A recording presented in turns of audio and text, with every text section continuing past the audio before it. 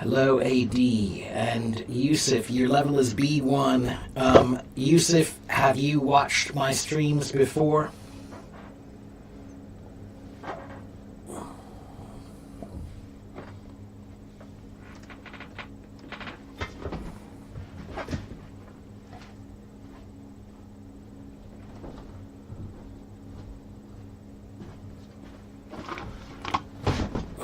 Just one. Okay. Well, what I would say is, my next question is, have you read any of my blog articles yet? I have a blog. Okay. I think you should probably... There are at least 3 really important articles in my blog that you need to read. And then I think you should probably try to choose 3 of my live streams on YouTube, my recorded live streams. Like, do one from this week and one from last month and one from last year.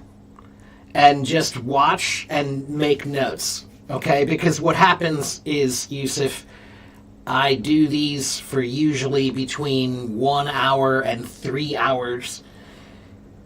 And people come on stage and ask me questions about everything. They ask me about reading and writing and listening and speaking and grammar and vocabulary and pronunciation and, everything. And people ask about all kinds of tips. So if you watch maybe 3 of my streams and you read those 3 really good articles, I think you'll have the answers you need for B1. Okay? So here is my blog, if you don't know it yet. Here's my YouTube.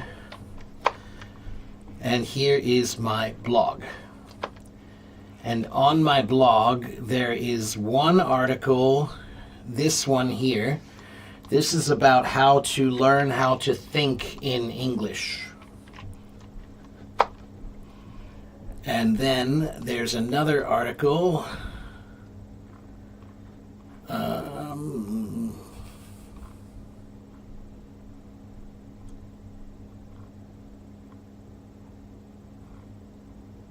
This one. The 8 parts of language. And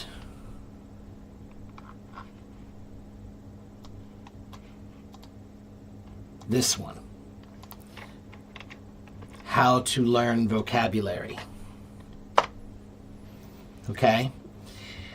If you read those 3 articles and you watch 3 or so of my videos, I think you'll get more answers than you've had in a long time. Okay?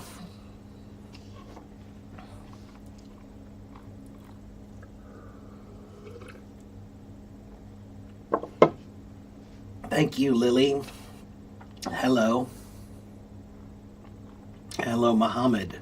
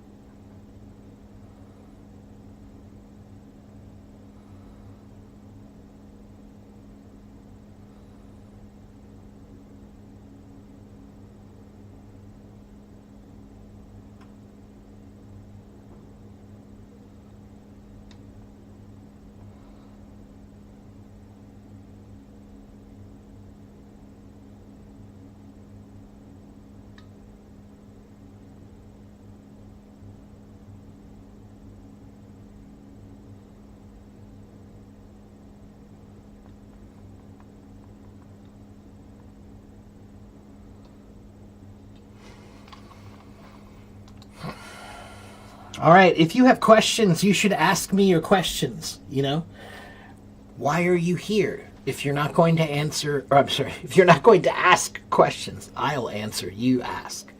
But ask me. If you have questions about grammar, ask me. If you have questions about vocabulary, ask me. If you have questions about reading or writing or listening or speaking or pronunciation, ask me. If you have questions about confidence, ask me. If you have questions about maybe motivation or procrastination, ask me. Okay? Hello, Lynn. Happy New Year.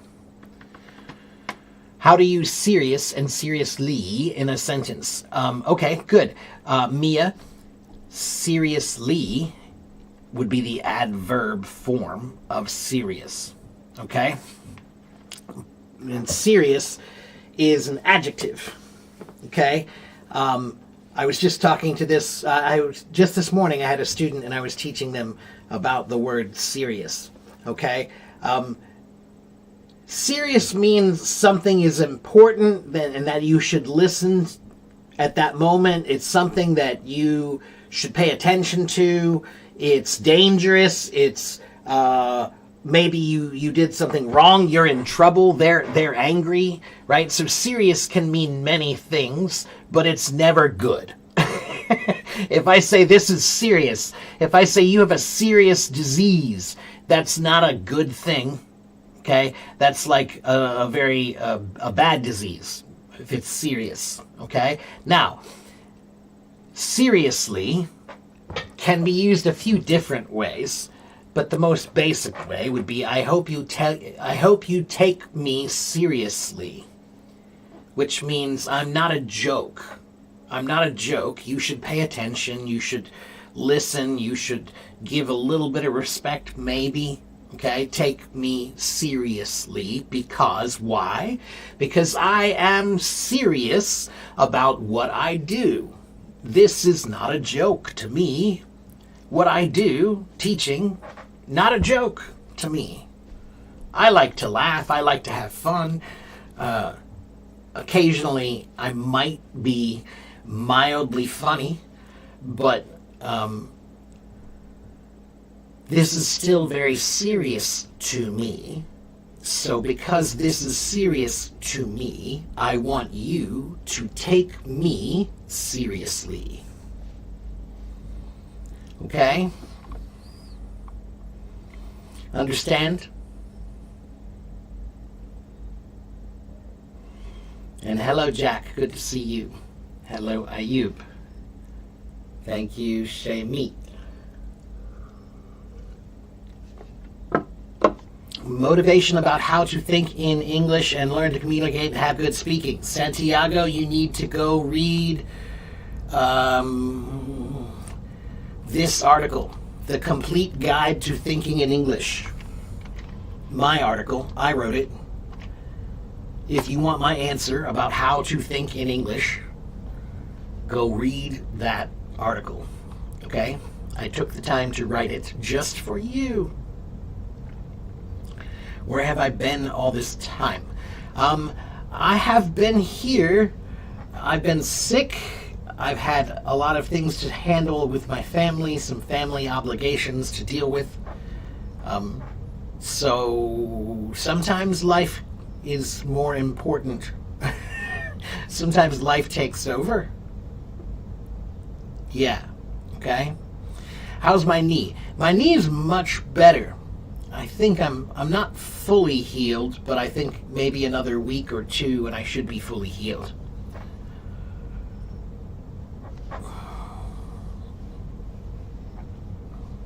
I can learn each vocabulary word, but I can't understand the meaning in a sentence. When I translate to my native language, it's not smooth and I don't understand deeply. So Libra, let me think about my answer for a moment.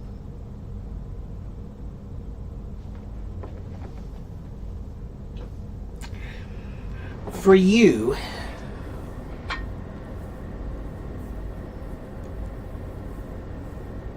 I think you need to read the article about vocabulary. If you didn't read that article, you should, okay, on my blog. But your specific problem sounds a little different than some other people's problem. So, or problems. So I think maybe what I would suggest is you need to think about translating more like poetry. And when you write poetry, it's the art of searching for the right word that sounds the way you want it to or feels the way you want it to. That's poetry, okay? Searching for a word that feels like the right word, all right? And if it's not working when you just translate, then maybe you need to try it another way, where don't just translate. Use a thesaurus, right? I think you've heard me talk about a thesaurus. Go to thesaurus.com.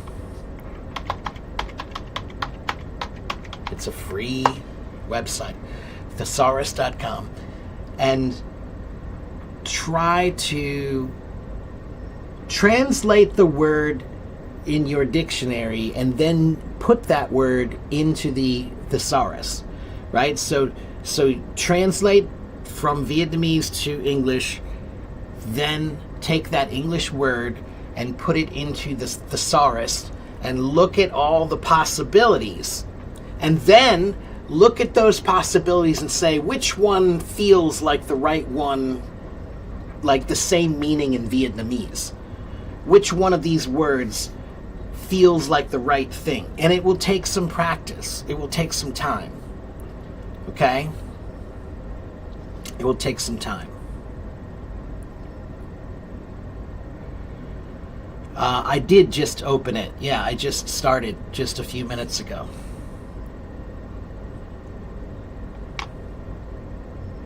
What's the meaning of sticks and stones? Flavia, sticks and stones is part of a children's rhyme.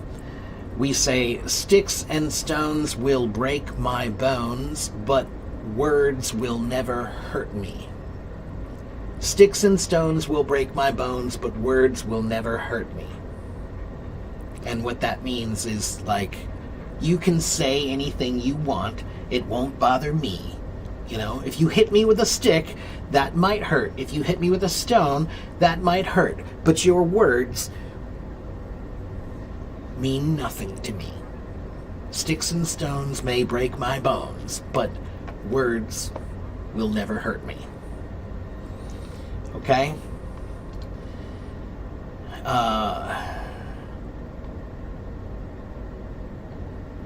Flash, I'm sorry you didn't know. Maybe you can catch it next time tomorrow. Okay? Or you can catch the replay on YouTube. Hello, Ali. Hello, Romana. How are you? How can you study and work effectively? What do you mean by that? Can you tell me what you mean? Do you mean how you study English and have a job?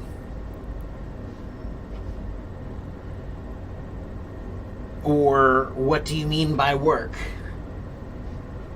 That's a big question. Everybody, I have another article I'm going to find. Hold on. Let me find this other article I wrote. This one. Read this article. It's called Impress Me with Your Questions.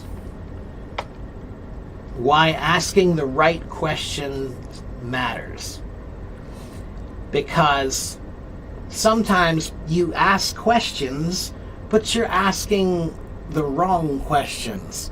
And the kind of questions you're asking are not very helpful or useful. Okay? So, if your question is like, what's the meaning of life? Those are big questions, and honestly, sometimes the answers are not useful. They're too big, right? If you really wanted to give the meaning of life, you'd have to write a huge amount of information about that, right? If you say, how do I learn Chinese? That's too big of a question. That's too big. Okay? But if you ask a small question, a smaller question tells me that you're serious about learning. A small question tells me that you know what your problems are or what's difficult. A small question tells me that you're not a lazy learner. Big questions sometimes are for lazy people. They don't want to ask all of the questions. They just want to ask one big one. How do I learn English? And my teacher once told me, if someone wrote a book about it, then it's not a good question. If someone wrote a book about the thing that you're asking about, if someone wrote a book, then that's not a good question. Melissa says lazy people don't ask. They do. Lazy people do ask. They just ask in a lazy way. Right? So a serious learner will ask serious questions that you can tell this person is thinking about English. They're serious about it. They really want to do it. But if you ask a big question, it tells me you're kind of a lazy learner and that you're not willing to sit down and think about the real questions you need to ask. So they do ask. Lazy people do ask. They just ask in a very lazy way. How do I learn English? How do I improve my English? How can I be good at English? Those are lazy questions. Those are lazy questions.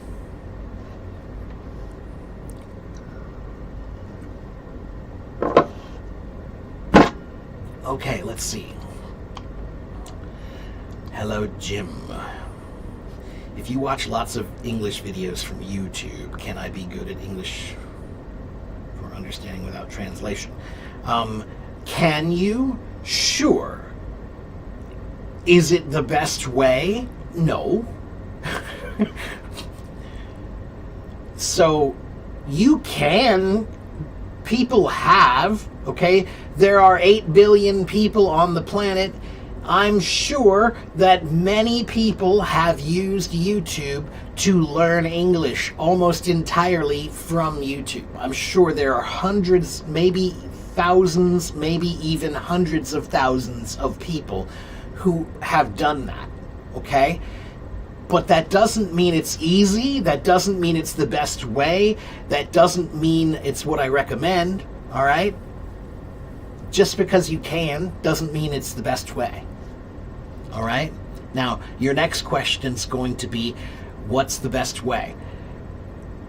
This is a trick question because the answer is not one thing. The answer is all things. The best way to learn something is in every way you can, not just one way. Again, if you're looking for only one way to learn, maybe you're a lazy learner.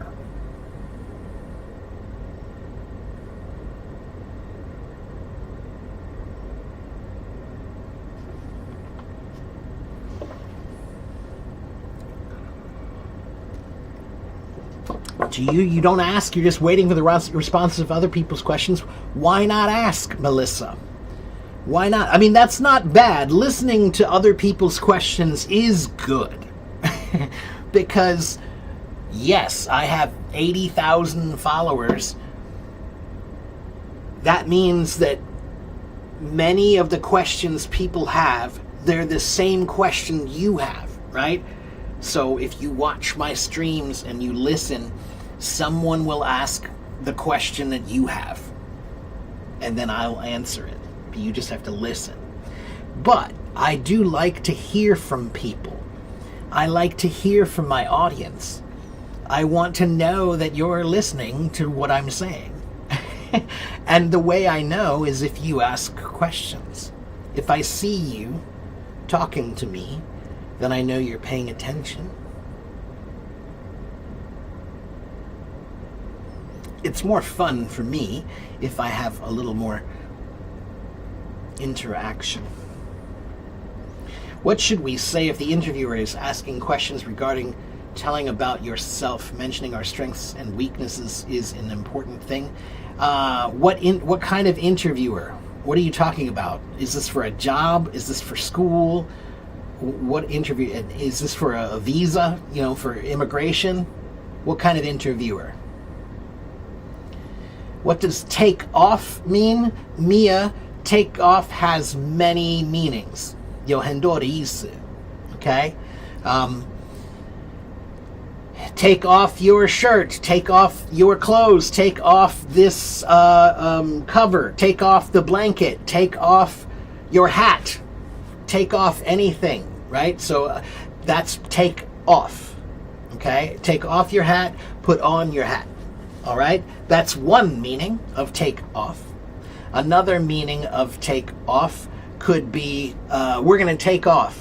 That's a slang term that means we're going to go. We're going to leave. We're leaving now. Okay? Or it sometimes is an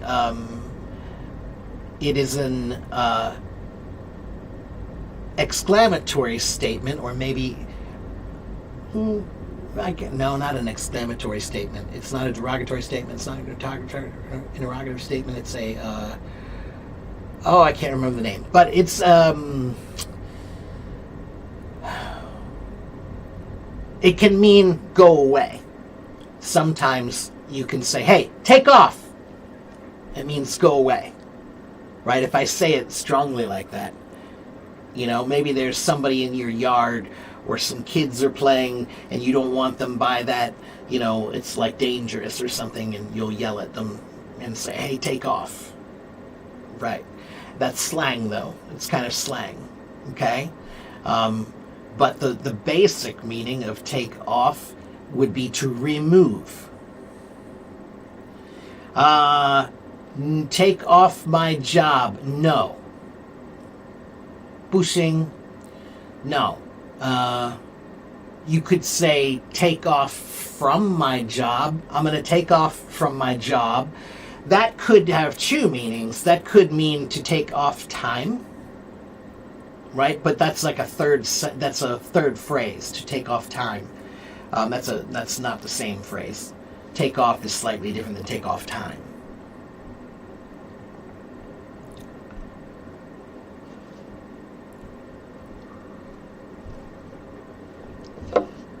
You're good at listening and reading and writing, but you have a problem with speaking. Can you please tell me how to improve my speaking skill?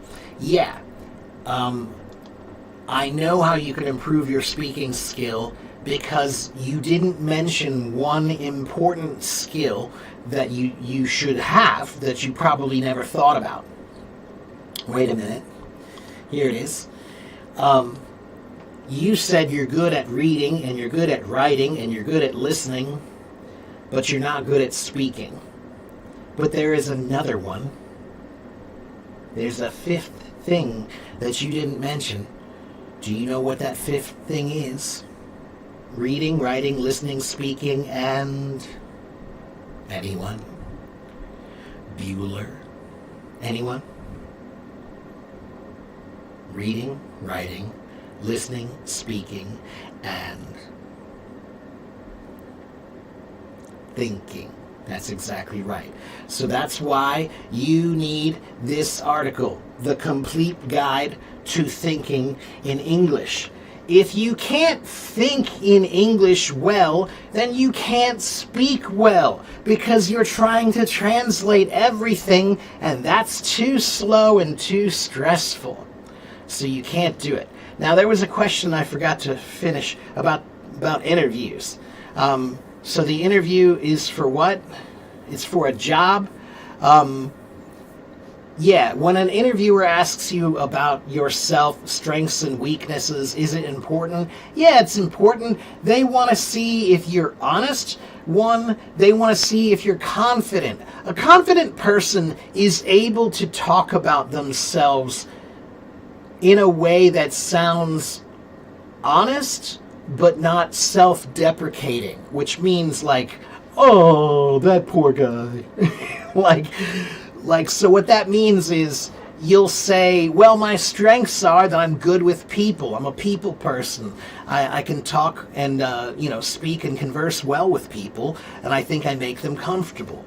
My weaknesses would be paperwork. I hate paperwork. I know it has to be done, but it's just not fun, so I admit I'm not a big fan of it, even though I know I need to do it.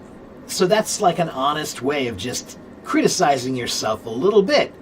And if you are a confident person, then you can criticize yourself without worrying.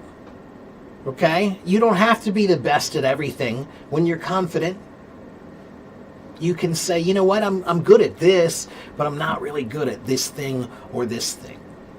That's a statement of honesty. They're looking for that. Okay? All right, next question is... Hello, Dana. How are you? Nice to see you. Give you examples of what, Melissa? Oh, take off. I did give you examples. What time is my live? Usually in the morning sometime, New York City time in the morning. Sometimes it's 9:30, sometimes it's 10:30. Today I started, I guess it was about 10:30. Yeah, I started at about 10:30 today, right? So somewhere between 9:30 and 10:30 is usually when I start. That's New York City time in the morning, okay?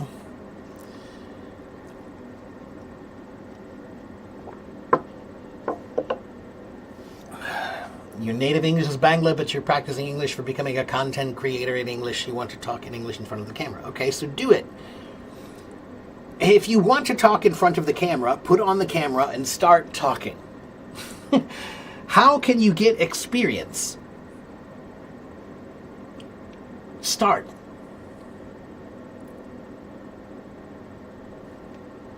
Just turn on the camera and start.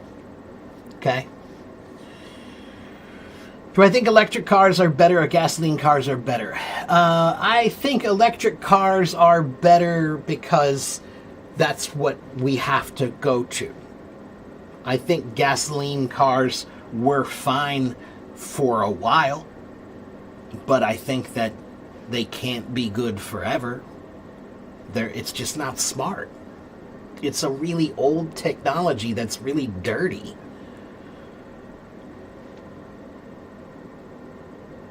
The only reason we continue to use it is because we have built things around it, and we've built industries around it. And those industries don't want to end. Nobody wants to kill themselves. But some industries do end. There are some jobs that existed 100 years ago that don't exist anymore, and we don't need them to exist anymore. That is always true, and it will always be true. Until we have no more work, because that will eventually happen. There will be a point where we have built technology that is good enough to do the work for us, as long as it doesn't enslave us.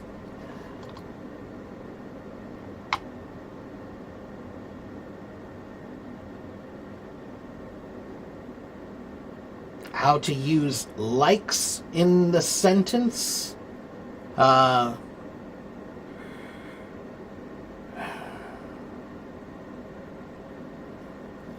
He likes chocolate, she likes vanilla, right? So, Mia,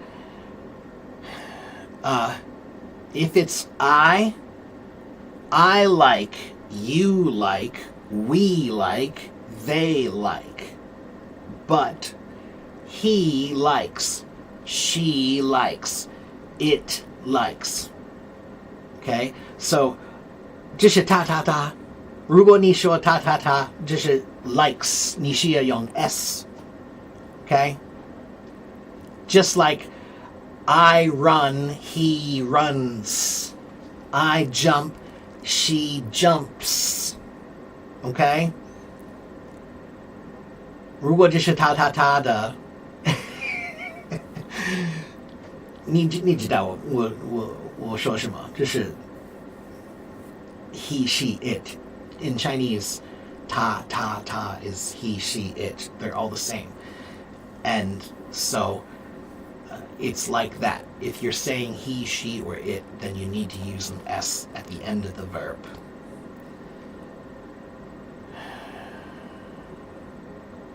Thinking English is hard. You're right. Thinking in the language is hard. Yes.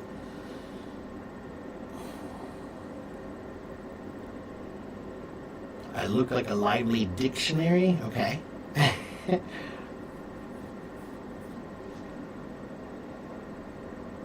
How do you use verbs with ing in the sentence? Any verb, well, I won't say any. Most verbs, when you use them, you can use the base form of the verb or the ing, the gerund form of the verb. So you can say, I like to run. So if I say run, then I need to use the word to. I like to run. Or I can remove the to. Get rid of the to. Take the to away. And you say, I like running. Now you add the ing. So if you say to, then you have no ing. To run, to walk, to jump. But if you don't have a to, then you say, I like running, jumping, walking, with an ing. Okay?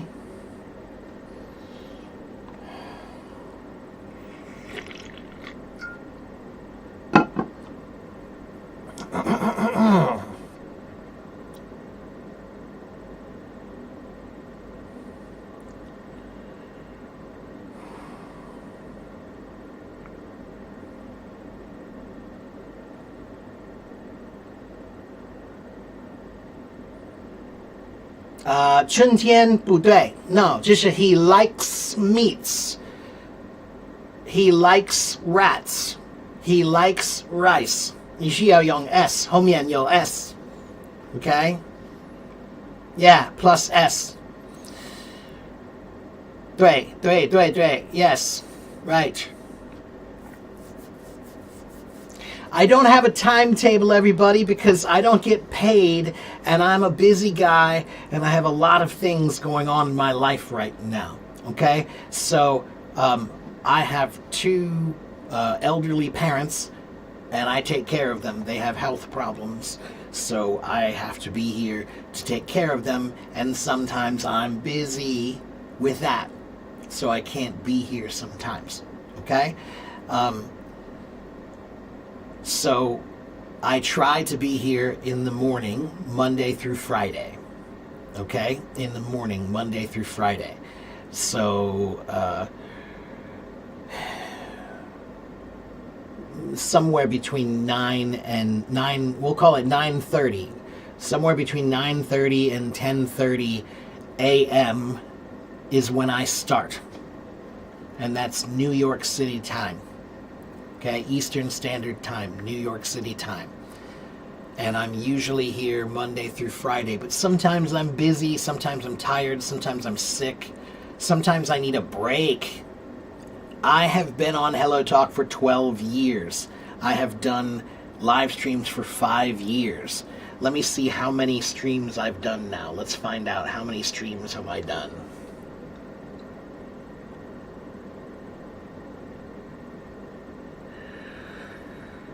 I have done 1,283 streams.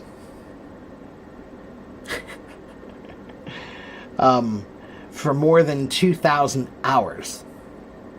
So sometimes I need a break or I just am tired. I have answered every question you can imagine. I have answered. I have 88,000 followers. Every question you can imagine, at least about English, I have answered at some point. Okay? Yes, time does fly. I have a website. Here's my YouTube. Here's my YouTube, and here is my website. And here is my blog. You should go check them out. My YouTube channel has hundreds of these videos like this, me answering questions about lots of different things. Go check it out. My website is free to sign up on the website. And if you want to buy lessons from me, I am a teacher. You can pay me and I'll teach you privately. Or on my website, there are also many free resources, links for English studying. Any English studying that you need is on my website. Okay? Go to my website and click on resources, and you'll find things to study reading, writing, listening, speaking, grammar, vocabulary, everything. Okay? And then on my blog, I haven't written any articles in a couple of weeks at least, but my blog is full of articles that I have written, and they are my best answers. Okay, so sometimes I give answers here that are good answers, but they're short. But if you want the full answer, then you should read my blog. Okay? All right, let's see. Next question.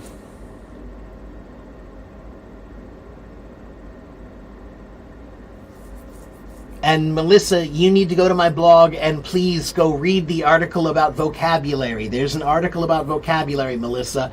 Everything you need is in that article. And if it's hard for you to understand, you are lucky, because now all you have to do is copy that and paste it into ChatGPT, and you can ask ChatGPT to help you understand it. You can ask questions about it. Do I want to debate? No. Why would I want to debate? Do you know what I'm doing here?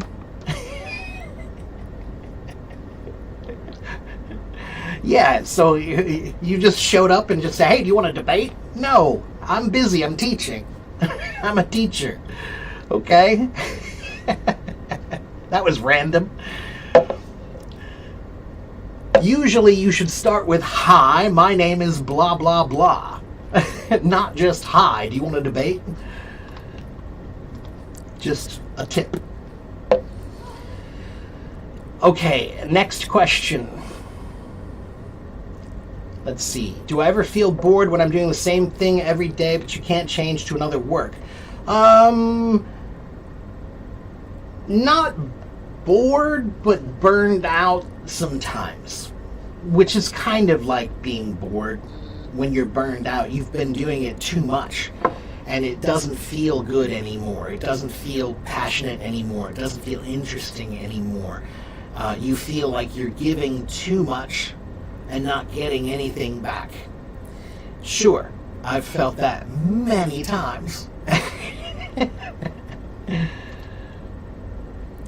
How do I maintain my time? I say, I don't get paid. Well, I teach private lessons.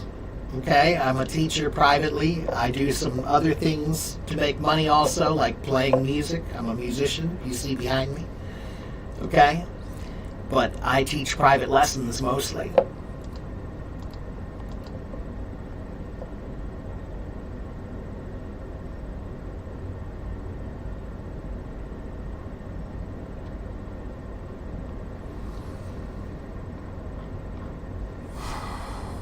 Okay, Copy Craver, I'm going to have to ask you to just possibly listen for a while, sit and listen, and then you can find out what we're doing here. Because it seems like you don't know what we're doing here. You can ask Google the distance between Mars and Pluto. Why are you asking me the distance between Mars and Pluto? That's a weird question to ask.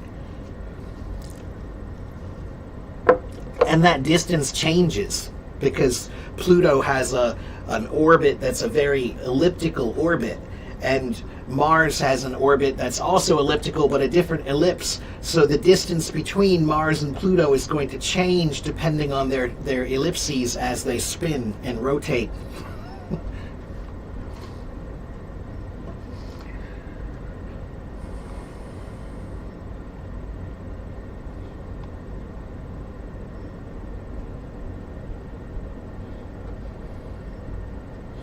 Thank you, Dana.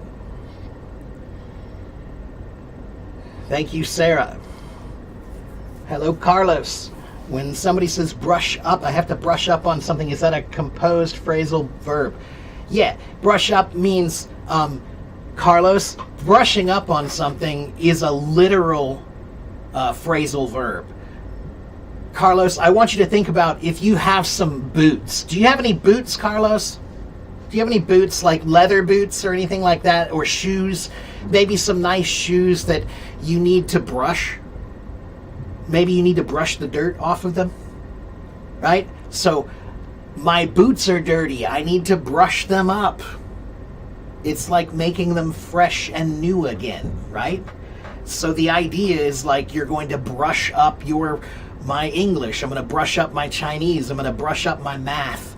It means I haven't practiced it in a long time, and so I need to clean it up a little bit, right? I need to work on it a little bit, practice it, brush it up, all right? But you can think about some old boots or some shoes that you need to use a brush and make them nice and new, all right?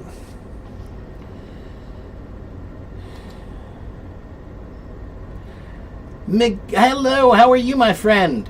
Good to see you, Miguel. Long time no see. Happy New Year to you.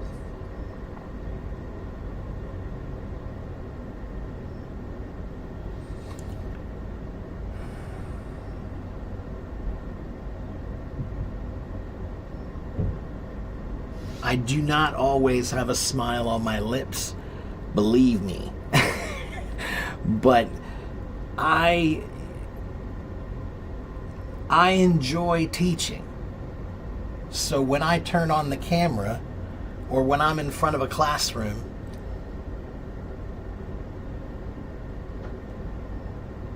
yeah, that's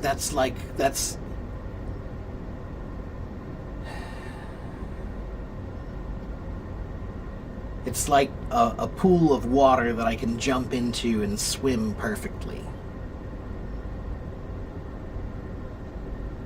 And it's a beautiful thing to feel like that when you can, I'm not trying to say I'm the greatest or anything like that. No, I'm not saying I'm the greatest. I'm saying I love to teach.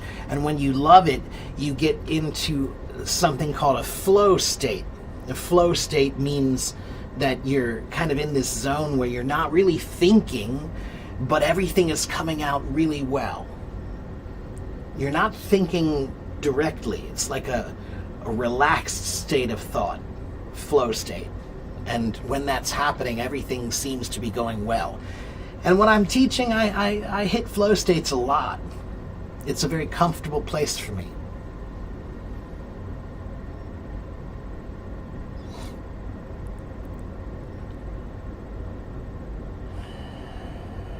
For a long time, I haven't talked with anybody. Yeah, it has been a while since I've talked to anybody on stage. Okay, so tomorrow, I'll have a stage day tomorrow, okay? Tomorrow, I'll invite people on stage right when I turn on the camera, all right? I don't do that all the time. I don't do it too often. And the reason why I don't do it too often is because if I get one person on stage, sometimes that dominates the conversation, that dominates the whole lesson. And I'm only helping one person then. I'm not helping everybody, right? And so I think as a teacher, I can help more people this way than by just having people on stage all the time. But I think it is valuable to have people on stage sometimes too. So tomorrow I will do that. All right? Have I ever felt dejected? Sure, lots of times. I've been alive for half a century. So, yeah, of course I've been dejected many times.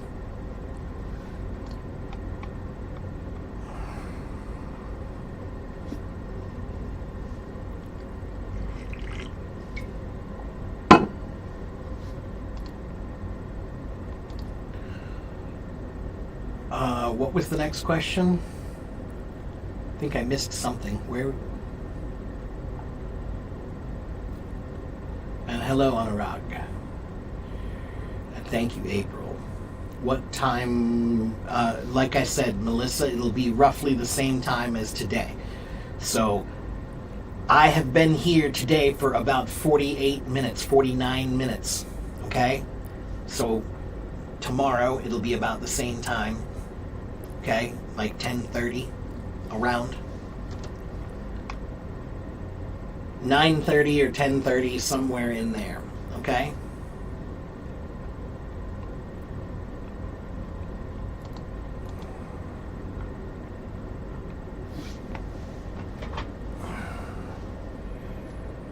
How's my new year? It's another day.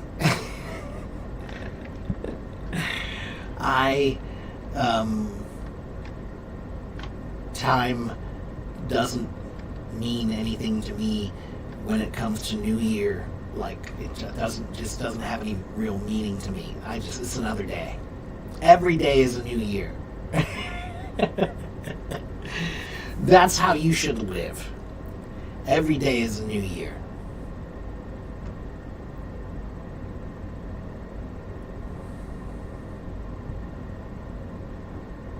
It's true, really. You don't know when you're going to die. You don't. You know, my father just found out, and my nephew had a teacher who was a friend of his, like a mentor. And the guy was like 61 years old or something. Just died 2 days ago. Just died out of the blue. Just died. So every day you wake up, you should think, oh, this is like a new year. And I hope I make it through this one. And then tomorrow you wake up and think the same thing.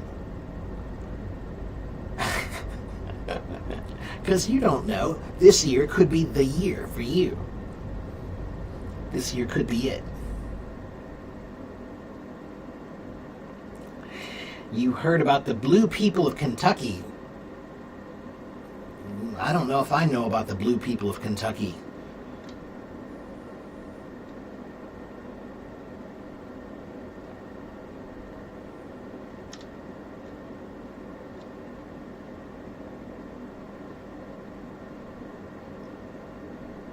Oh, yeah, I did hear about that. Yeah, right. Yeah, this rare family that lived in the hills and the woods, and they ended up with a rare genetic disorder that made their skin blue. Yeah, I remember reading about that when I was like 19 or 20 maybe.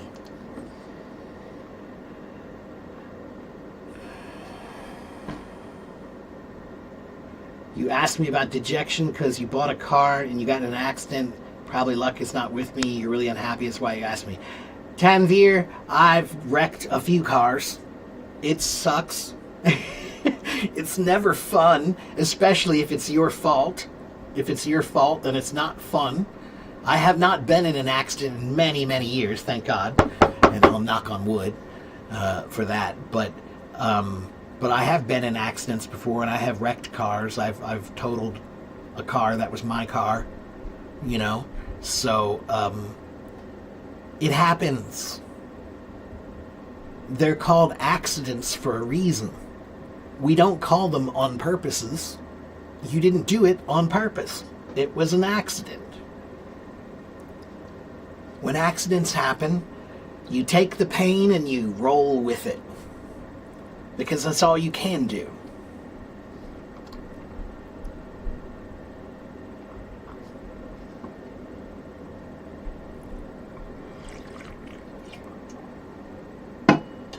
No, the Blues Brothers is different, Waleed. The Blues Brothers is a movie. It's a famous movie in America about two brothers who are from Chicago and they play blues music. But that's different than this other thing we were talking about, the Blue People of Kentucky. What does the red pill and blue pill mean? As is Jean, it's a stupid thing. Okay, I'll tell you what the original meaning is. The original meaning comes from the movie The Matrix.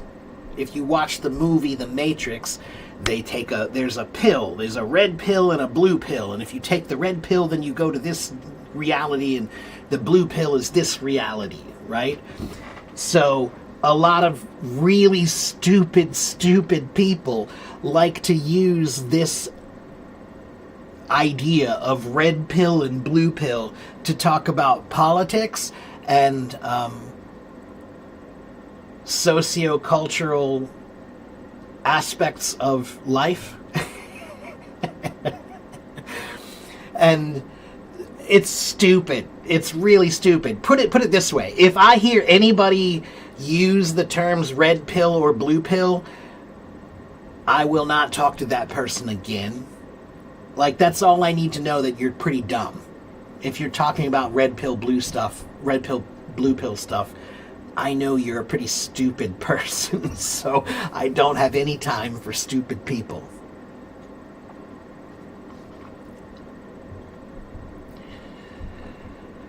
What was the brand of car? The brand of car that I wrecked was an Acura Integra. It was 1989? I can't remember now. Shoot. Let me see if I can figure that out. Maybe it was a 90s car. I don't remember anymore.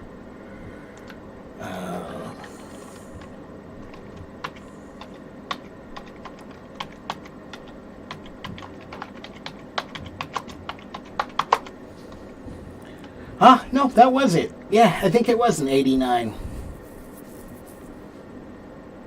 I think that was right. Maybe 90, something like that. Yeah.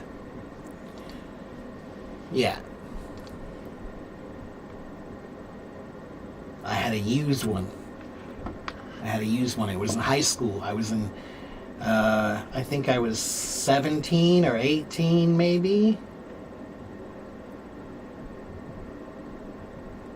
I might have been 19.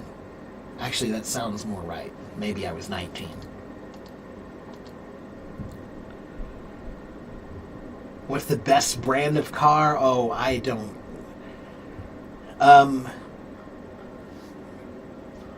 I wouldn't probably say any American one.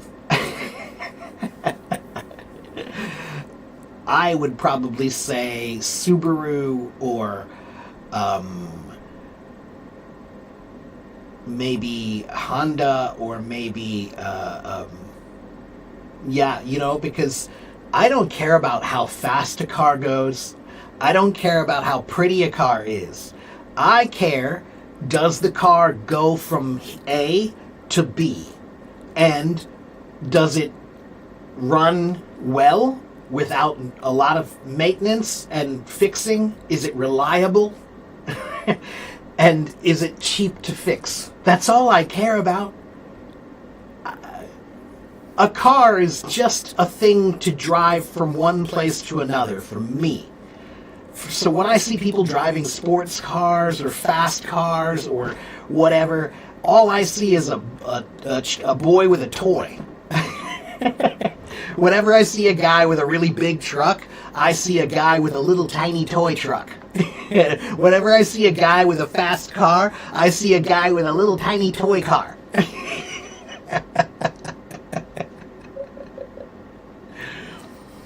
What about Tesla?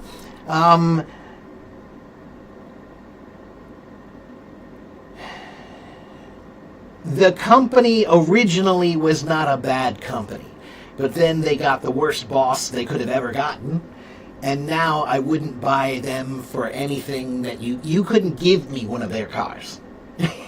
If you said, do you want a Tesla? I'll give you one for free. Nah, that's okay. No thanks.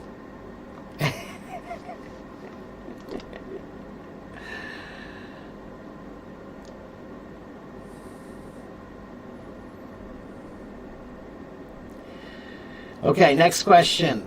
Have I ever met indigenous people of America? Sure. Is it challenging to find them? Well, it depends on what you mean. There are not... Well, so America has many indigenous groups here.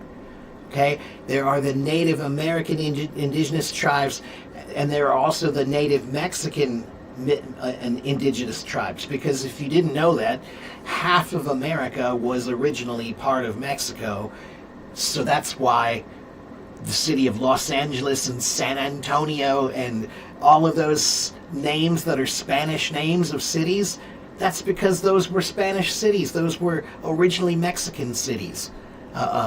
Before before we stole them. we kind of took them. So that's what America does. We've always done it, apparently. Anyway, let's not go into that. But the point is, there are so many different kinds of groups, but most of those people are not around anymore. We did kill most of them, too. So unfortunately, there are not a lot of them. But yes, of course, in my lifetime, I've met plenty of them. Yeah. Do they have a different lifestyle? Some, maybe. Most, no. I think most are just normal people, just like anybody else. I think there are some natives who still follow a lot of traditional native things in a much more traditional way. But the majority of them, I think, have mostly assimilated to modern society. What is a contingency? It means a backup. Okay, Pranjala, contingency plan is a backup plan. All right, it's like, here's plan A, and then we have plan B. That's our contingency plan. Okay?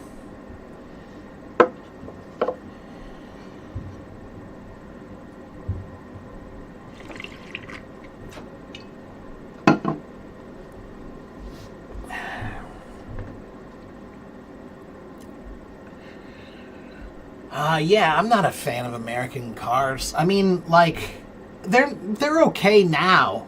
They're not as bad as they used to be. Like, here's what happened with American cars. American cars were really good between the I would say 1920 to 1965, maybe 69. We'll call it 69. Okay. And then around 1969, that's right around when Japan started making cheap cars. Honda started making really cheap cars. And America, most of the car companies were like, who cares? Nobody's going to buy those cheap things. Nobody's going to want those things. And they were wrong.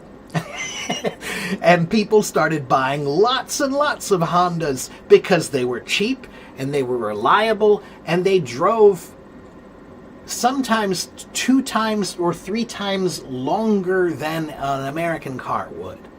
Right? An American car would last for 50,000 miles. The Honda would last for 100,000 miles.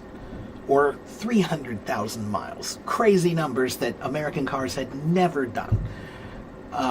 So then the 1970s happened, and the 1970s, almost all the American cars in America were just terrible. They were garbage. They were badly designed. They were just terrible in almost every way.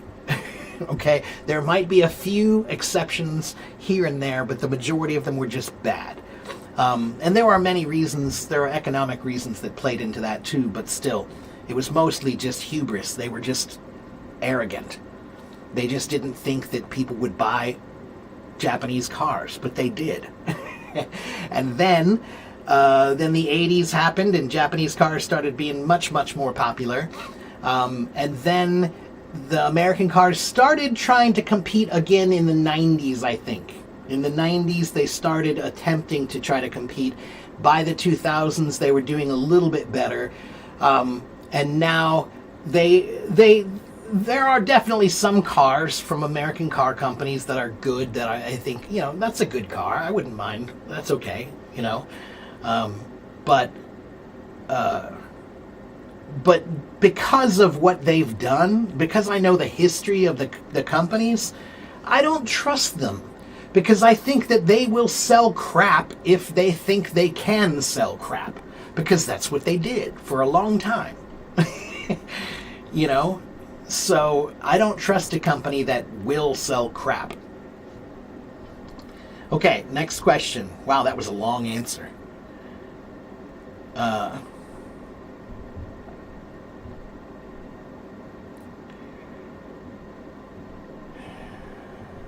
Is that called an ethnic minority?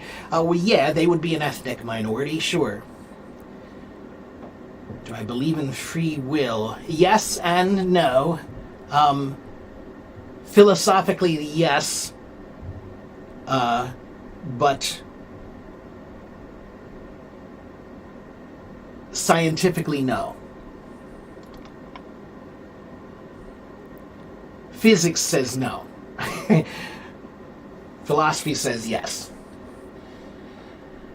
What about Germany? Yeah, Germany makes some good cars too. Sure, BMW is great, but they're expensive. You know, I like Volkswagen too, but they're also a little bit too expensive now. They didn't used to be. They used to be very cheap, but now they're kind of expensive. But Germany does make high quality automobile. Yes, they generally do make a good.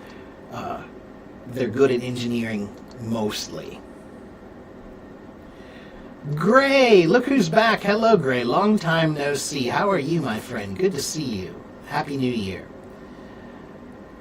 Is Amish society indigenous? No, Amish society is not indigenous. Amish people are also from immigrants who came to America. But these people have decided that they want to live a very traditional, not modern life, okay? A non-standard way of living that's more old and traditional, okay? So there are different communities that do different things, right? Some of them are more traditional and some of them are less traditional, but I live in Ohio and there are Amish people here and you can see them occasionally when you go to certain places. If you go to the store, you might see them at the store, you know? Yeah, and they have a horse and buggy and all of that. Yeah.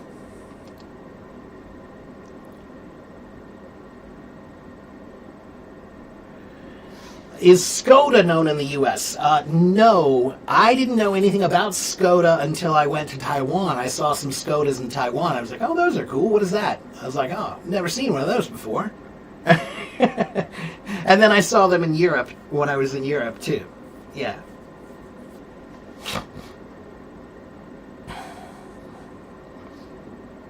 Yeah, my family, for many, many years, my family bought Hondas. We bought, you know, my dad had one, my mom had one, my sister had one, my brother had one, I had one. You know, we had Hondas because they were cheap. You know, you could buy 5 Hondas for 1 BMW.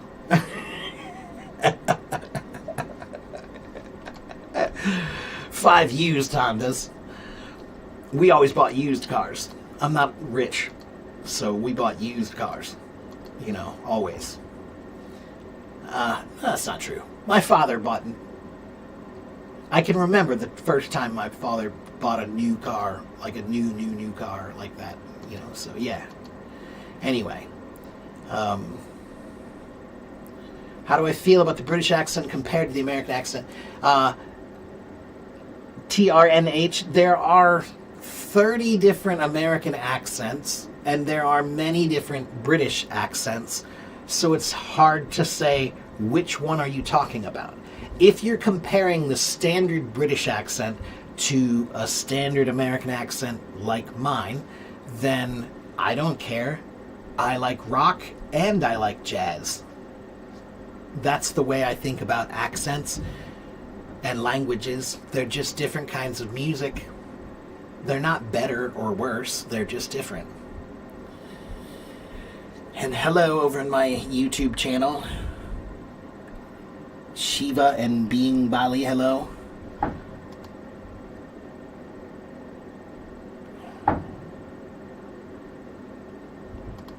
What kind of cars do who make? I don't know who we're talking about anymore. Let's not talk about cars anymore. Let's talk about something else.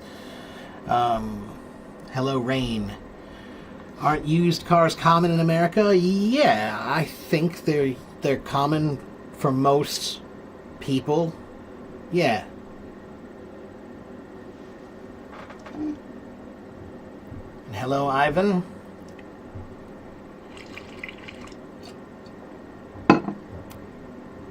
Islam, hello.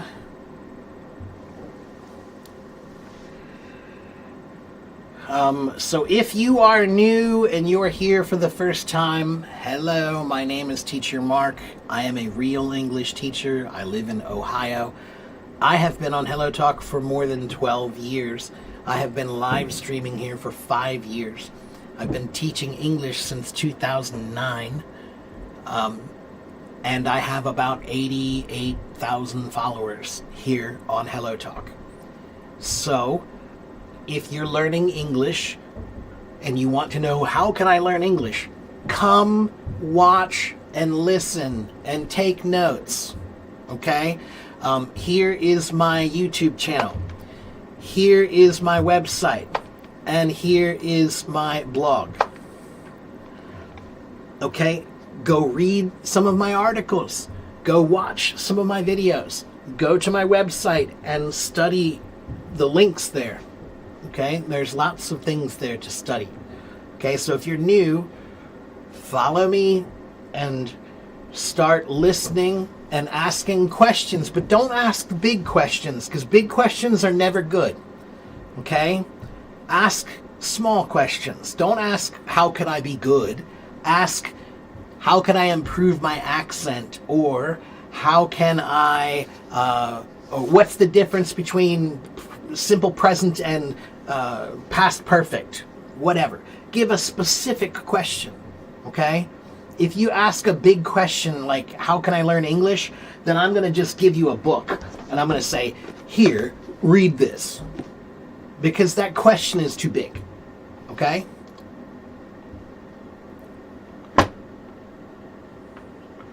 If I could live in another country, which country would I choose and why? I don't know.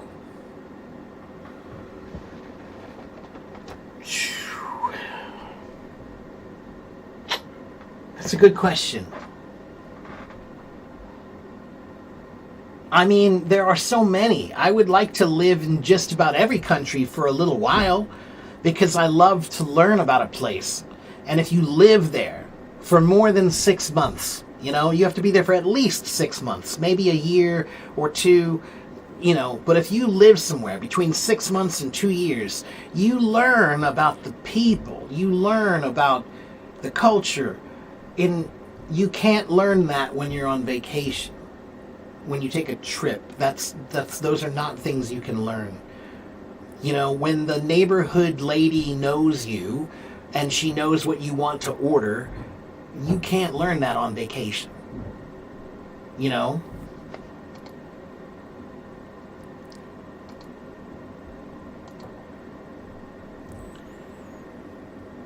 You want to slow down to improve your pronunciation. Okay, that's a good thing, Ivan.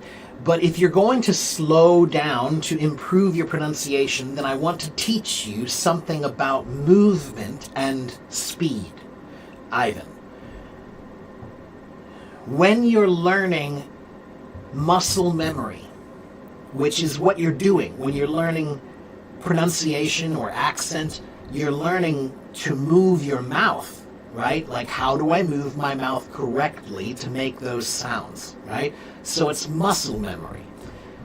And muscle memory is interesting because when you slow it down and you exaggerate it, make the movements bigger, you learn faster, so much faster.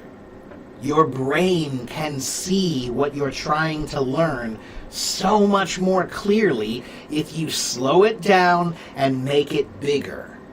And then your brain will go, oh, that's what I'm supposed to do? I see now. I'm supposed to do this. And yeah, I know it looks weird. I don't care how it looks. I'm a man. I'm not a child. If I were a child, I'd be worried about what you think.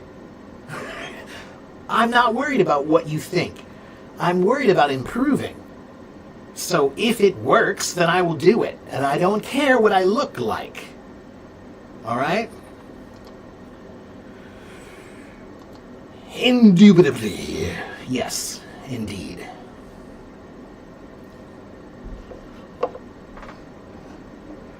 You have a European accent, however your teachers told you your pronunciation is clear and good, then that's fine. AFIEC, that's my channel. Yeah, this one. Okay, next question is, if you want to be an English teacher, then how long will it take to be, well, if you want to be an English teacher, I would suggest that tomorrow you start teaching someone. Don't get paid, because you don't deserve to be paid yet. You don't have any experience. You don't have any credentials. So you should just get experience by teaching. So find somebody in the neighborhood, some neighborhood kids that you can teach every day or every week or whatever, whatever time you can afford. Start getting experience as much as you can. And teaching, if you want to be a teacher, the way to be a teacher is to start teaching. Now, does that mean everybody can be a teacher? No. But I think you'll find out very quickly if teaching is for you or not when you start. Teaching is not an easy job. It's a pretty difficult job, really. So it's very stressful and it doesn't really reward that well. So you can say you're a teacher after maybe you've done it for a year or so. You know, you can say, oh, I've been teaching some students in the neighborhood for about a year. I'm a teacher now. Now, you're a beginner. Don't start walking around like you're some professor of college or universities at Harvard or whatever. You're just beginning. But a teacher is someone who helps you. And that's all you're trying to do. All right? Don't use the term teacher as a way to say, look how cool I am. Use the term teacher to say, look how many people I can help. All right?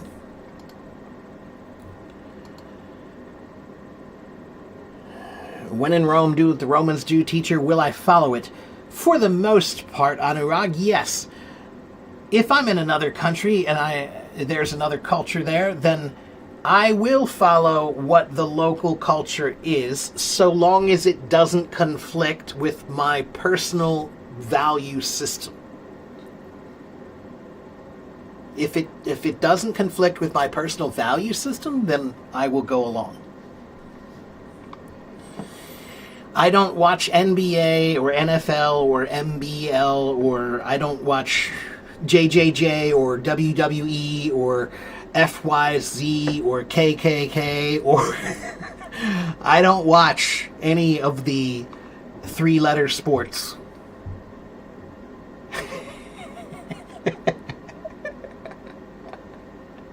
I'm sorry. I don't have time for that. When you're teaching someone, hello Nora Dean, when you're teaching someone after a little moment you forget all these vocabulary, then what's the solution? Well, Nora Dean, consistency is important. If you're consistent, then you won't forget. But if you drop the ball, which means you learned something, but then you dropped it, you didn't look at it for a long time, now you've forgotten it again. Now you have to learn it again. So the point is you can't drop it. You have to keep it going. You have to be consistent. So you have to find ways to have consistent practice so that you don't forget. Okay? Your mouth can't keep up with your brain. Right, that's right. So that's why you have to learn how to think in the language, right? Yeah. It's hard, I know, but it can be done. It just takes training. Yes, if you have questions about vocabulary, then you should go to here.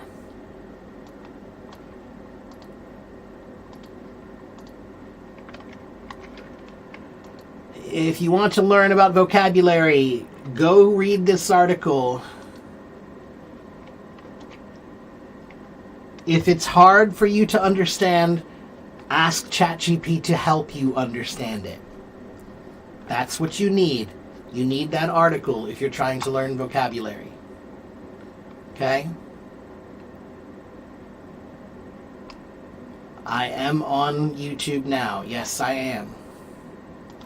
Yes, I'm on YouTube.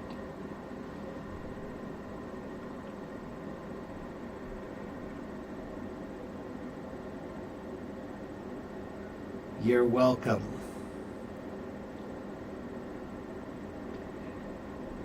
I'm not doing any stage requests today, but I will tomorrow.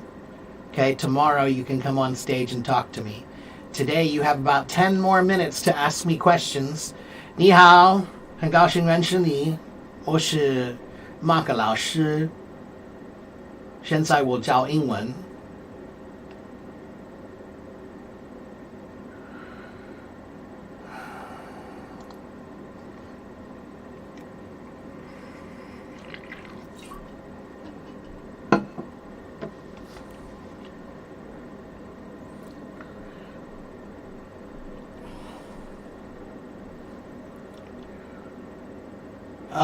You learned a lot of uncommon vocabulary in sci-fi books, Warhammer 40k, and Halo franchises. Okay, yeah. But, you know, I learned a lot of those types of words, too. Mostly from the books. I didn't play too much of the games or video games, but a little bit. But mostly from the books. I used to love reading those books, too. I still do sometimes. And quite frankly, sci-fi books often have great vocabulary that you can learn. Lots of really good advanced vocabulary words. But you are right, there are some vocabulary words that are like about aliens or something that you don't need at all in real life, or that might be proprietary vocabulary that's not even real. It's just an alien term for this movie, right? Like it's not a real term, right? So that can be a little tricky sometimes.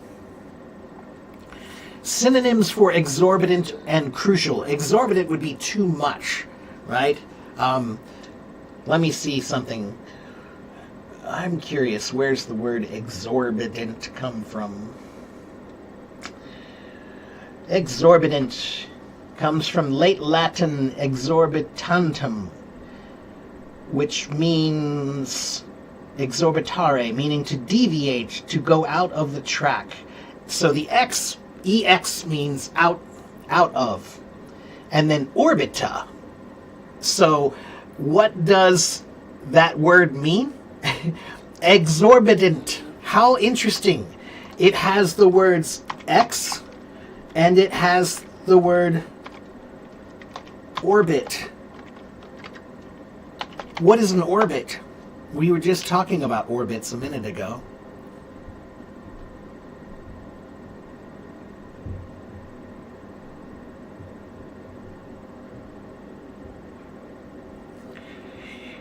An orbit means the way something travels around, right? Like with gravity, right? So the moon, right? Orbiting the planet, okay? So everything's got an orbit around the sun, okay? So the orbit, you can think of the orbit like a track. It's like a track, okay? Now, the original meaning of this word, exorbitant, means to go out of the track.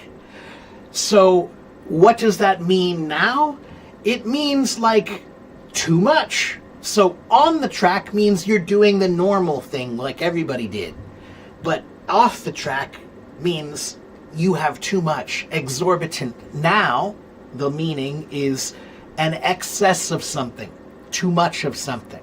Okay? Exorbitant amounts of something. Okay? And what was the other word you wanted? Was crucial means really important. I think it was crucial, wasn't it?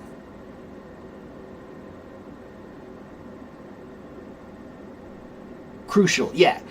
Crucial just means really, really important. It's vital. It's crucial. It's, yeah, vital would probably be the next word I would use. Critical. Okay? How can you quickly increase your vocabulary? You can go read my article about vocabulary.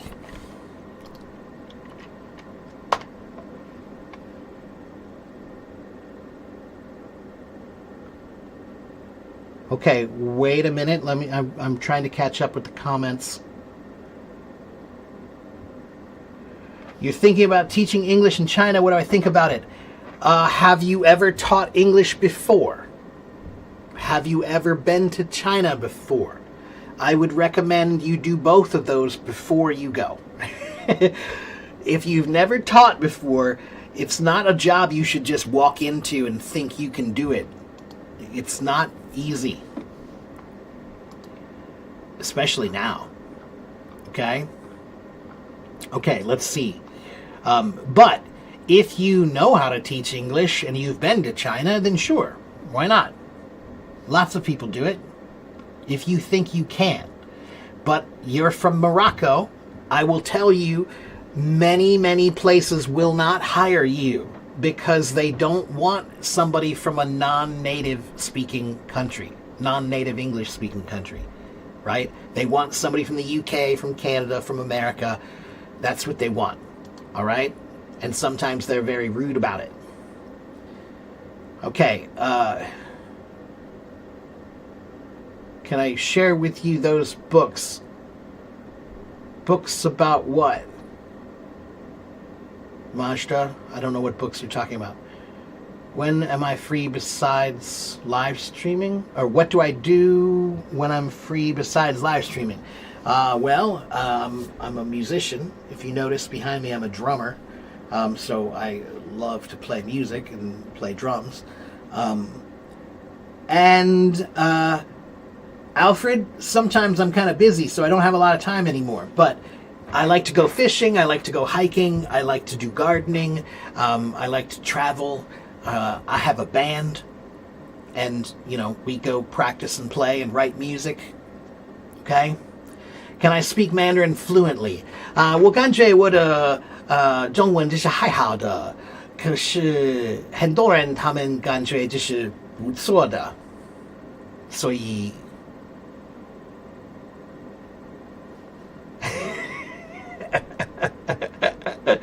I don't know， 我不知道。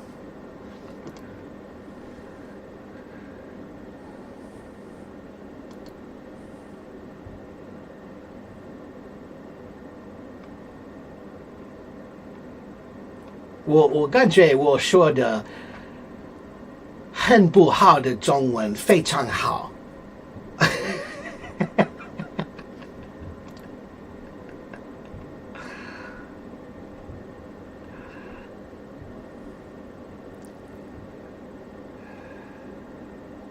Okay, if he says he has a lot of pride, does it have a negative connotation? What does it mean? The context was about a girl who wanted to help a boy, and she said he has a lot of pride to accept. Pride can be a good thing or a bad thing. Pride is a two-faced feeling, okay? Pride can be good. You should be proud of yourself when you do things that are good, of value. That you helped someone, you did something worthy, right? Worthwhile. But pride, you can have too much pride. And that becomes something we call hubris. And hubris can become arrogance. So sometimes pride, you take pride too seriously, right? Like maybe you made a mistake and you should admit, I was wrong. I was wrong. I'm sorry. I was wrong. But you can't admit you're wrong. You're too proud. You can't admit you're wrong. You're too proud. That would be a negative form of pride.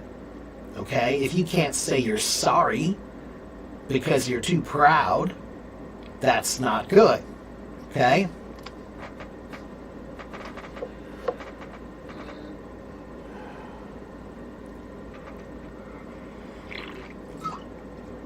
Exorbitant is not detract or derailed, Ivan. That's the original meaning.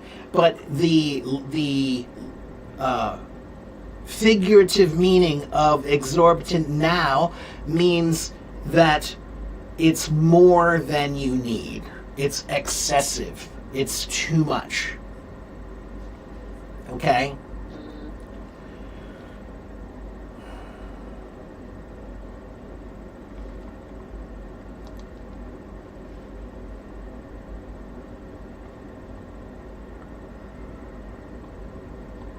If you travel to America, what are the things that I should avoid to not offend people? Yeah, it can happen unintentionally. You can't avoid it all the time. Just try to just be polite. That's really the number one thing here, you know? Anytime you meet somebody here, if they are rude to you, if you're not from here, or even if you are from here, if you don't look white like me, if you're Indian or you're Asian or you're black or whatever, if somebody comes up to you and talks to you in some kind of a rude way, or they get offended by you in some way because of your accent or your culture or something, the only thing you can really do in that situation is just walk away and say nothing. Just walk away. Don't even smile. Don't look angry. Just walk away. That's the best thing you can do, because those people are not worth your time. Okay? Pivotal. Pivotal is a little bit different. The word pivot means to move from one position to another position, right? So I'm going to pivot.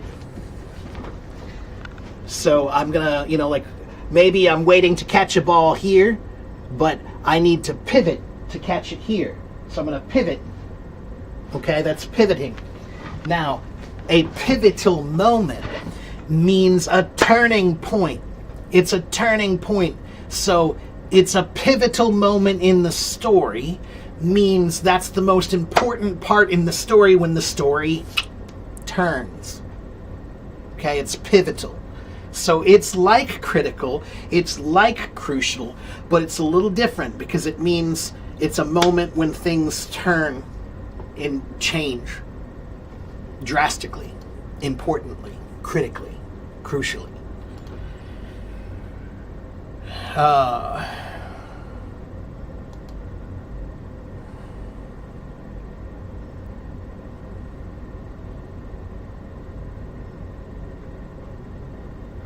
Okay, please be patient. There are too many comments. I can't quite keep up. This is some more.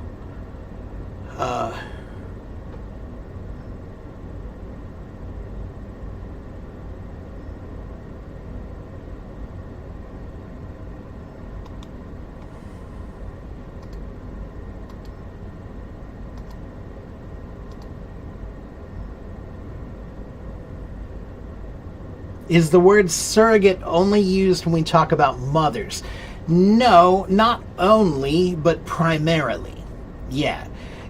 In the last 30 years, surrogacy is the act of one woman being a mother for another woman, right? Maybe there's a woman who can't have babies for some kind of a health reason, so they have another woman carry the baby for them, right? That's a surrogate mother, okay? But the word surrogate can be used for other things that have a similar meaning, of somebody who's doing something for you in lieu of someone else, okay?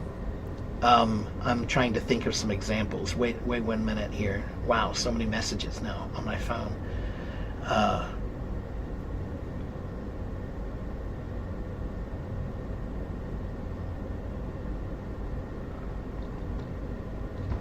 Yeah, hold on.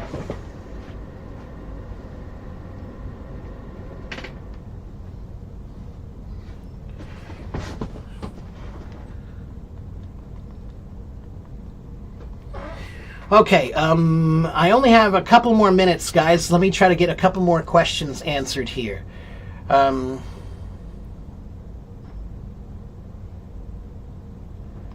you love when I say the word hubris.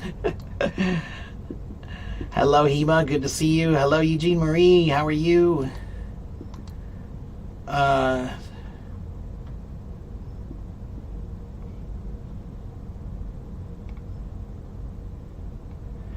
yeah, I think in this case, Mary, I think it's negative.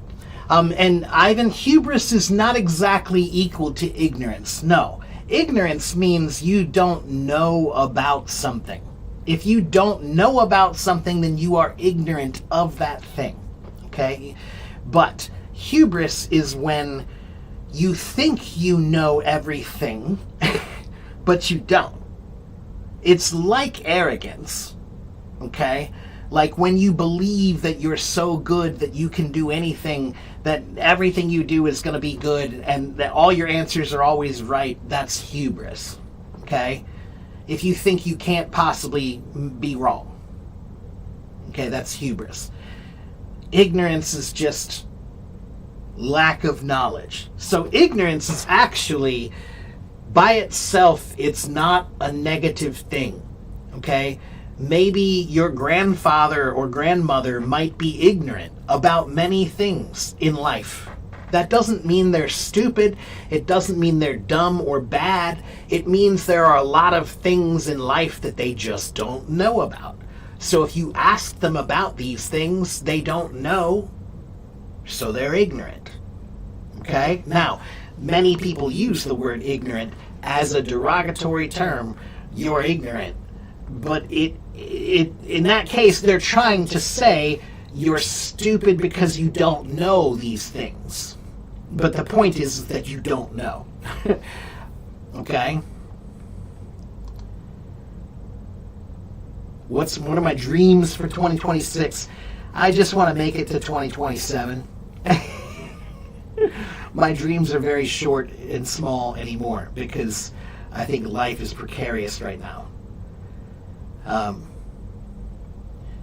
Do you really need to change your accent? People always say that. Sam the Sassy. If people always say it, then probably you do. Okay? Because, Sam, you don't need to sound like me. You don't have to have a perfect American accent or something like that. You don't need that. But you do need to have a clear accent. Okay, so if you're from India, that's fine. You can have a Hindi accent, is fine.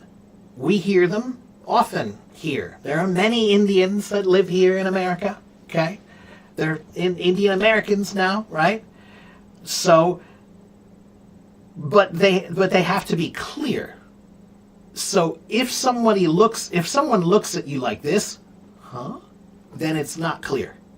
Okay, then you need to work on it. But it doesn't need to be perfect. It just needs to be clear. Okay? Pivot is also the name of a body joint, too. Yes, but it's related.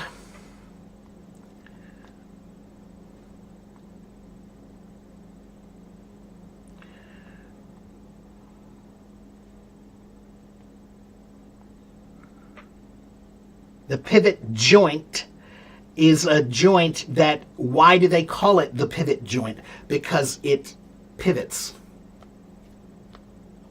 Okay? So they named it that because that's what it does. Okay, hello, Chloe.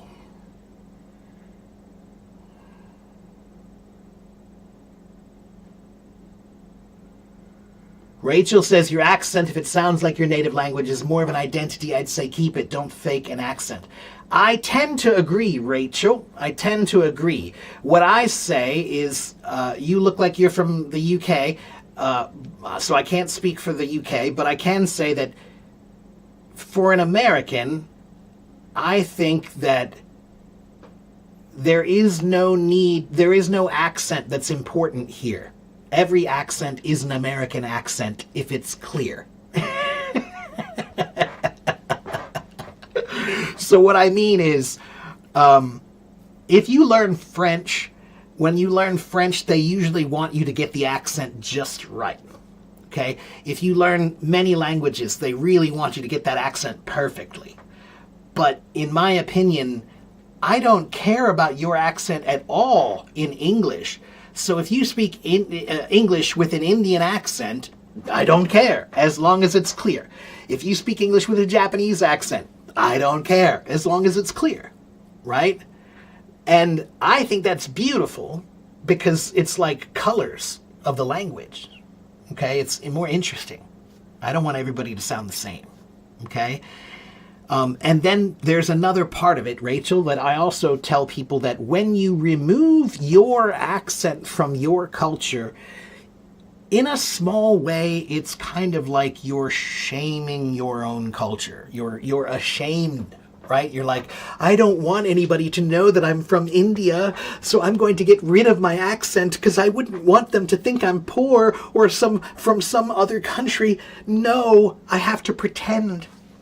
And I think that's really wrong. That's a kind of cultural bias that you're putting on yourself, you know? Be proud of your culture that way. And if you say brilliant words have no country. Brilliant words have no culture. Brilliant words are just brilliant words. So, if you say a brilliant thing, and they hear, oh, listen, he's from India. I think he must be from India. Now they're going to associate that brilliant idea with your Indianness. So, you know, you can bring some pride. We were talking about pride. You can bring some pride to your culture by keeping your accent, but make it clear. Make it focused and clear. And then just deliver beautiful words with that accent. You know? Okay. How do we use dibs? Dibs is what you say, it's like a kid's game when you want something, when, you know, like,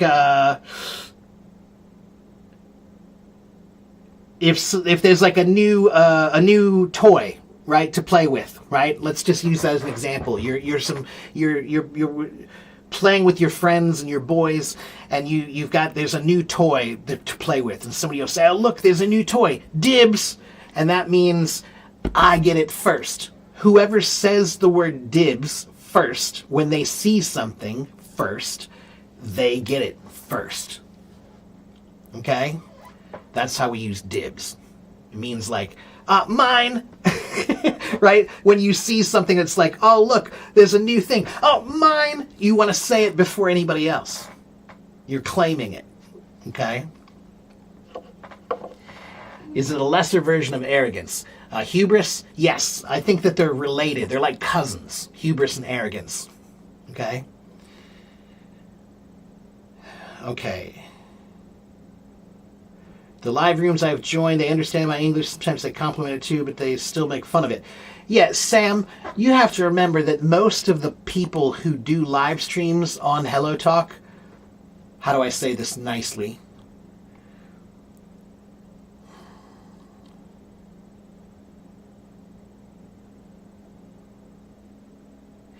In the sea and oceans of people, Sam, there are many morons in the sea and oceans of people. Okay? In the seas and oceans of people, there are many morons. Morons mean stupid people. Okay? And the majority of people who do live streams on Hello Talk are not serious, and they're not helpful. Let's just say that. They're not helpful. Okay? All right. Man, I'm trying to keep up, but you guys are making it too hard.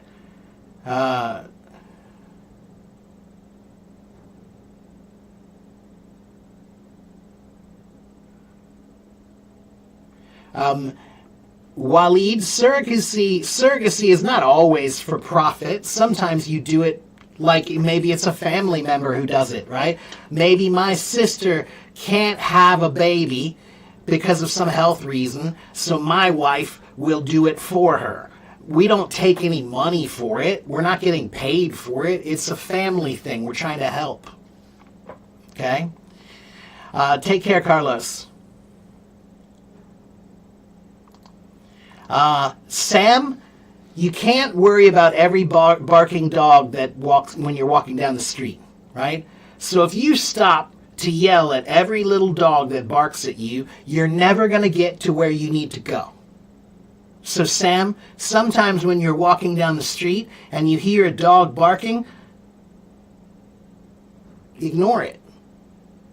Do you understand, Sam? You can't pay attention to every dog that barks at you. Okay?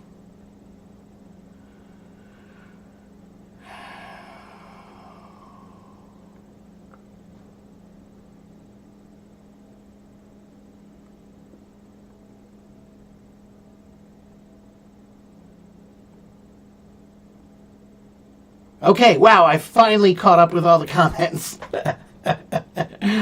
Wow, finally caught up with them. Hello, Maria. Thank you. Hello. Happy New Year to you. These insults actually drive me to improve my English. Yeah, sometimes that happens, right? Sometimes when people doubt you or when people make fun of you or mock you, maybe that can give you some energy, some fuel. You know, use that. You know, use that to show them, like, I'm going to show you you're wrong, you know? If you can use it for good, then use it. Okay? Okay, guys, I have been here for an hour and 45 minutes. I went 15 minutes longer than I said I would, but I'm going to go now. But before I go, I will give you my YouTube again and my blog again. Here is my YouTube channel. And here is my website. And here is my blog. Okay? King, you're a little bit late. I'm sorry, you're a little bit late. Maybe go check out my YouTube channel or check out my blog and you might find some things about intonation or stress, maybe. Okay? Or come back next time. Okay? If you haven't followed me already, hit the follow button. I try to be here every Monday through Friday. I try to be here Monday through Friday. Some days I'm busy, some days I'm tired, some days I need a break. All right? But I try to be here as much as I can. All right? So, have a good morning, have a good evening, have a good afternoon, wherever you live in the world. And I will see you guys next time. Okay? Bye-bye, everyone. Thank you, Victoria. Bye-bye.